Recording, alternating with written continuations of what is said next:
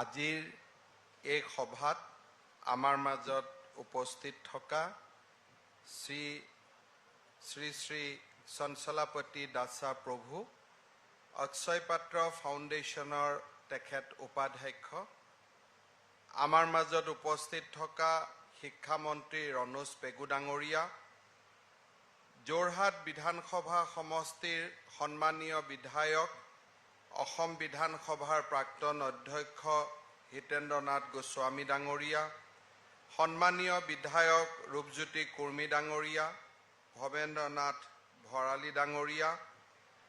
আমাৰ মাজত উপস্থিত থকা অক্ষয় পাত্ৰ ফাউণ্ডেশ্যনৰ নেশ্যনেল প্ৰেছিডেণ্ট শ্ৰী ভাৰতবৰ্ষ দাসা ডাঙৰীয়া, অক্ষয় পাত্ৰ ফাউণ্ডেশ্যনৰ নৰ্থ ইষ্টৰ প্ৰেছিডেণ্ট শ্ৰী জনাৰ্দনা দাসা প্ৰভু ডাঙৰীয়া, আমাৰ মাজত ইয়াত উপস্থিত থকা অক্ষয় পাত্ৰ ফাউণ্ডেশ্যনৰ CEO শ্ৰীধৰ ভেংকট ডাঙৰীয়া, নুমলীগড় ৰিফাইনেৰীৰ মেনেজিং ডিৰেক্টৰ ভাস্কৰ জ্যোতি ফুকন ডাঙৰীয়া, Shri Shareen Kutki vice president Credit Suisse and doctor Piyush Modi head CSR Aparva energy,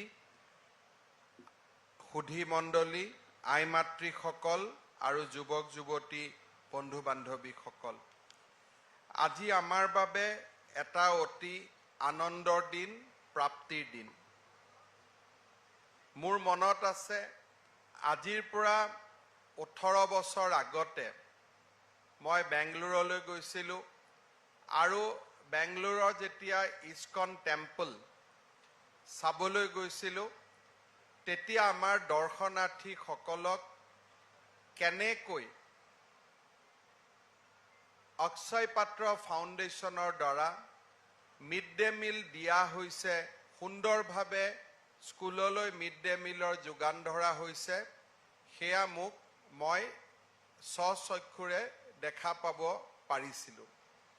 তেতিয়া মোৰ মনত দুখন ছবি আহিছিলে।